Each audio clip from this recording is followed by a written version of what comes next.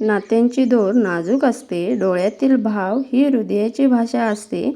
जेव्हा जेव्हा विचारतो भक्तीने व प्रेमाने आर्त, तेव्हा एक बोट आईकडे तर दुसरे बोट बापाकडे वळतं.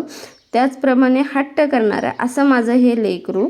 रविवार आहे, सकाळची सुट्टीही आहे आणि मुले घरात आहेत, तर हट्ट तरी काय, साधा सिंपल असा हट्ट असतो त्याचा. बाहेरील खाण्यापेक्षा घरातील खाण्याला जास्त प्राधान्य देतो असं हे माझं रेसिपी. आणि त्याच्या सपोर्टमुळे जास्त अशा तुमच्याबरोबर मी रेसिपी पाठवू शकते किंवा त्याच्या काहीतरी मागण्यांनुसार मी ज्यावेळेला घरी बनवते तीच मी रेसिपी तुमच्याबरोबर शेअर करते.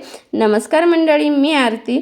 माझ्या यूट्यूब फॅमिलीमध्ये तुमचे अगदी मनापासून स्वागत आहे. चला तर मंडळी, आज रविवार आहे आणि मुलग्याची फरमाईश तरी काय आहे, साधी सिंपल पावभाजी आहे. त्या साहित्यामध्ये त्याला जरी करून दिली तरी तो इतका खुश होतो की त्याच्या आवडीचं खाणं मिळालं तर 2 पोटभर घास जास्त खातो. त्याचप्रमाणे मी ना आता सकाळची गडबड ही आहे. काल झाली एकादशी, आज आहे द्वादशी. संध्या सकाळचा स्वयंपाकाची ही गडबड आहे.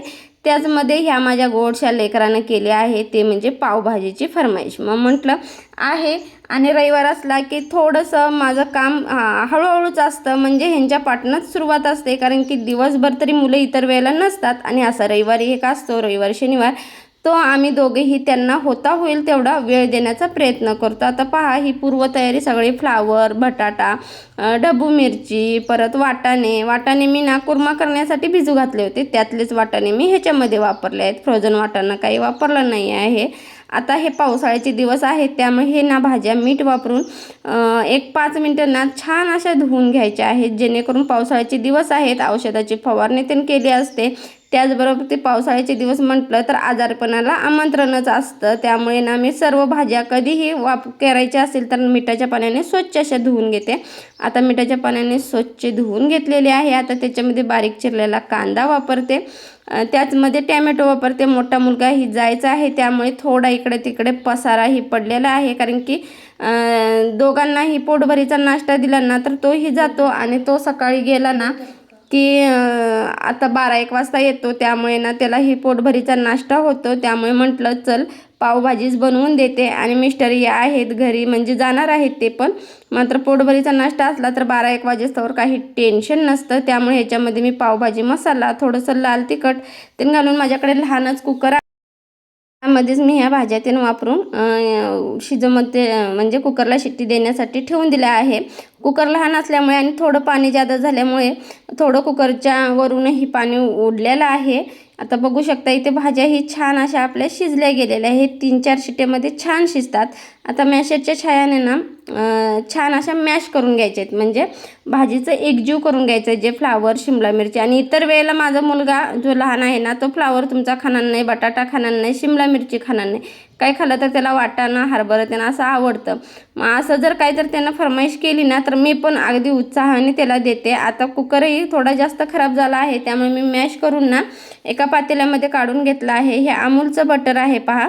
आता आहे बटर, कारण की हो कधी ना कधी तर काहीतरी मागतो म्हणून आधीच पूर्वतयारी, म्हणजे आधी मी चीज म्हणा, बटर असं आणून ठेवलेलं असतं. आता आलं लसणाची पेस्ट, त्याच्यामध्ये तेल आणि थोडंसं बटर घालून ना छान असं मिक्स करायचं आहे. आता साईडला जे पावभाजीचं मिश्रण आहे तेही उकळत ठेवलेलं आहे. आता याच्यामध्ये थोडीशी पावभाजीचा मसाला असतो ना तो वापरला आहे आणि थोडं तिखटाला कमी केलेलं आहे बरं का. आज सकाळची गडबडही आहे त्यामुळे तुम्हाला गॅसवरून सर्व पसारा दिसत असेल, परंतु काय करणार, मुलेही व्यवस्थित खातात. त्यामुळे ह्या तिघांच्या पुरतीनं मी छान अशी पावभाजी सकाळीच बनवली आहे नाश्त्यासाठी.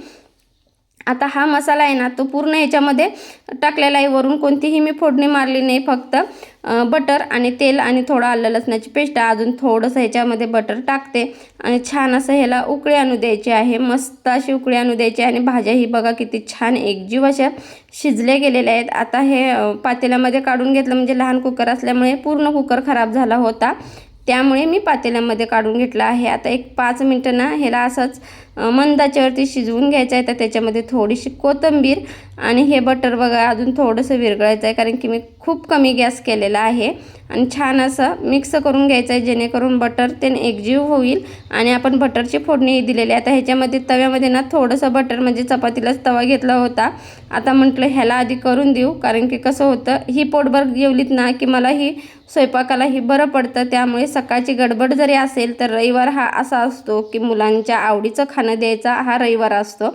आणि होता होईल तेवढं आम्ही दोघेही रविवारचा किंवा शनिवारचा त्यांना पुरेपूर वेळ देण्याचा प्रयत्न करतो, कारण की 2च दिवस असतात आणि इतर वेळेला मुले कसं त्यांच्या रुटीनमध्ये असतात, आपणही आपल्या आपल्या रुटीनमध्ये असतो.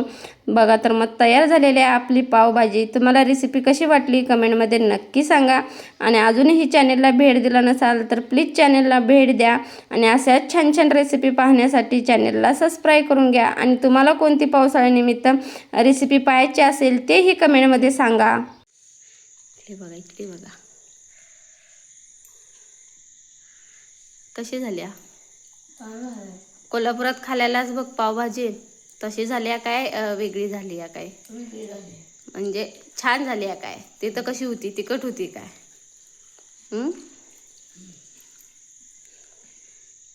अंश मर्दानी तुम्ही सांगा आता कशी झाली? झाली चांगली. हं? झाली चांगली झाली.